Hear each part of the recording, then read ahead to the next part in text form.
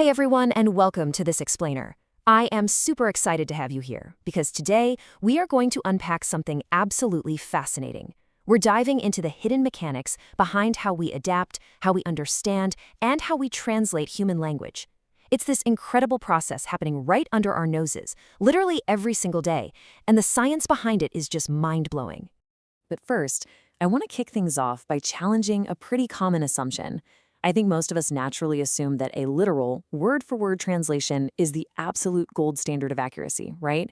Well, what if I told you that in a lot of cases, a perfect word-for-word swap is actually a totally terrible translation? All right, let's get right into section 1, the translation puzzle, form versus meaning. To figure out why a literal translation might totally fail, we have to look at the tension between the physical form of our words and the actual meaning behind them. Let's look at a real-world, super common everyday example from a local drugstore. Take a look at how a basic customer service sign is handled.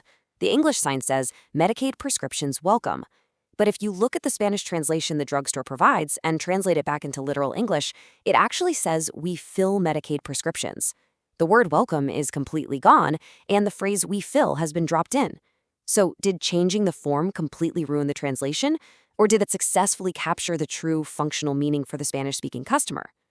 In Spanish, literally saying "Medicaid prescriptions welcome" sounds incredibly weird and unnatural. The meaning was perfectly preserved, even if the actual words were completely swapped. Let's look at the very next line on that exact same sign. The English reads, "We deliver Medicaid prescriptions at no charge." But the literal translation of the Spanish version reads, "Home delivery of Medicaid medications is free." Now notice how the words home delivery were nowhere to be found in the original English text, but it completely clarified the implied intent, didn't it? I mean, the drugstore isn't delivering your medication to you while you're sitting on a park bench. The implied meaning in English is obviously home delivery. The Spanish translator just took that implicit meaning and made it explicit to guarantee absolute clarity. And this is just a brilliant illustration of the true definition of accuracy in translation. Accuracy isn't some robotic word-for-word swap. True accuracy is a state where nothing is added, nothing is taken away, and absolutely nothing is changed from the original core meaning. The translator's loyalty is to the underlying message, not the strict dictionary definition of individual words. Moving on to section 2, translating for your audience, speaking the same language. Let's see how this builds, because here's the wild part. We actually perform this exact kind of translation every single day, usually without even noticing we're doing it. We just do it within our own language. There's an academic term for this, intralingual translation. This basically means rewording, simplifying, or paraphrasing a text within the exact same language to fit a specific audience. We are constantly shifting our vocabulary depending on exactly who we're talking to. For example, picture a doctor talking to an 8-year-old child right before surgery. The doctor knows the clinical reality is we need to give you a sedative. But come on, an 8-year-old doesn't know what a sedative is. So the doctor naturally performs an intralingual translation. They swap the form and say, "We're going to give you medicine to make you sleep." Or take this one. Instead of hitting a kid with the intimidating clinical phrase chest x-ray to confirm you don't have tuberculosis, the doctor is probably going to say, "We need a picture of your chest to make sure your lungs aren't sick." The crucial point here is that form versus meaning applies in this exact scenario too. The core medical information is entirely preserved. Nothing is added or taken away, but the form is completely adapted so the listener can actually grasp what's going on. Okay, section 3, why do we communicate?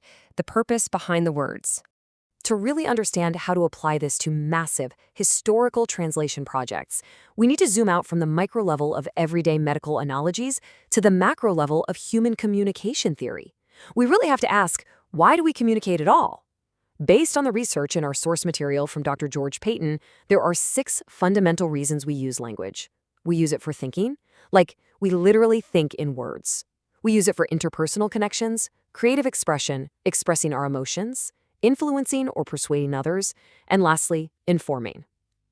Think closely about those categories for a second. If you asked a random classroom of students why we communicate, almost everyone would guess informing. But the truth is, we rarely speak just to dump raw data on someone. The vast majority of human communication is deeply, deeply tied to those other 5 reasons. Which brings us to section 4, the power of authorial intent. What's the real message? This is a massively important concept in linguistic analysis, figuring out what the original author was actually trying to achieve. We call this authorial intent. Back in the 1970s, a translation theorist named Eugene Nida championed this brilliant concept called functional equivalence. His approach argues that great translation requires uncovering the exact function a speaker intended, and then conveying that exact same original impact and authorial intent into the new language. It is all about the function of the words, not just the physical form. Now, if that sounds overly academic, I promise you, you already do this intuitively. Have you ever gotten a super confusing text message and instinctively thought, what did they mean by this? You didn't ask, what do these words mean in the dictionary? You asked what the author meant. We're totally wired to look for authorial intent in our daily lives. All right, Section 5, Translating the Bible, Applying the Rules to Ancient Texts. Let's scale these foundational concepts way up. How do we apply this to the monumental historical task of translating ancient biblical scriptures? This is where the linguistic detective work gets incredibly fascinating. In some ancient texts, the authorial intent is super obvious. Take a look at this quote from the Apostle Paul's letter to the Colossians. He writes, "Put on a heart of compassion, kindness, humility, gentleness, and patience." The rhetoric here is straightforward. Paul is clearly directly commanding his audience to change their behavior. The function is exhortation, and honestly, it translates pretty easily. But let's look at another famously beautiful passage from Paul in 1 Corinthians 13. Love is patient, love is kind, and is not jealous. Love does not brag and is not arrogant. On the surface, this just looks like a poetic, informative list about what love is. It totally lacks those direct commands we just saw. So, as linguistic detectives utilizing functional equivalence, we gotta ask, what is the author actually telling his audience to do? Is he just providing dictionary definitions of love? Or is there an underlying intent to change behavior here? Well, we find the answer right in the text if we just keep reading. Look at the very next sentence that kicks off chapter 14. Follow the way of love. Bam! That reveals the mystery. It proves that the entire previous poem wasn't just raw information, it was actually a disguised exhortation to act. The intent is exactly the same as the Colossians passage, even though the form is completely different. A good translator needs to be keenly aware of this subtle shift in form while preserving that underlying behavioral command. Here's one final example that just brilliantly illustrates this. In 1 Corinthians 8, Paul writes, "Therefore, if food causes my brother to stumble, I will never eat meat again." Now, at a quick glance, this is just a personal statement of fact about Paul's dietary choices. But functionally, it's actually a roundabout way to essentially tell the reader, hey, go and do the same. Watch your own behavior. The intent is influence, dressed up as a personal anecdote. And that brings us to a neat summary of the true art of translation. It really takes 3 vital steps. 1, determine the interpretation and authorial intent. 2, understand the rhetorical function, like why did they actually say it?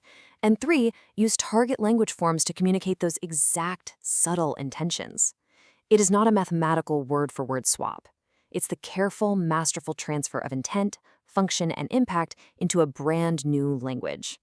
I want to end today with a thought that has honestly completely changed how I read everything from ancient history to my morning emails. Ask yourself this: when you read a text, are you just reading the words, or are you translating the author's mind? The mechanics of meaning are happening all around us, all the time. Next time you read a sign, hear a doctor, or open a book, try to look past the form and look for the intent. Thank you so much for joining me for this explainer, and keep exploring.